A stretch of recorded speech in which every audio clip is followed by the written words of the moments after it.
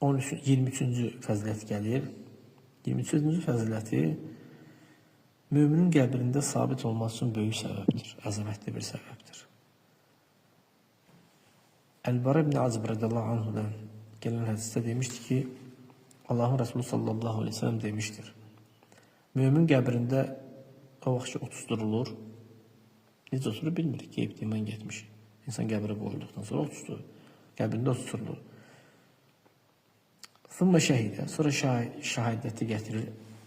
Thumma şəhidə ən la ilahe illallah və ənə Muhammedə Rasulullah. Qəbrində otuzdurulur. Sonra fi qabri utiyə. Bu kəlməni deyir. O ayəni zikr edir. Peyğəmbər sallallahu əleyhi və səlləm "Yusəbbitullahul-ləzīne əmenu bil-qavli-səbit." Allah Taala iman gətirənləri sabit qövllə sabit edir. Yəni kəlmə şəhadətini.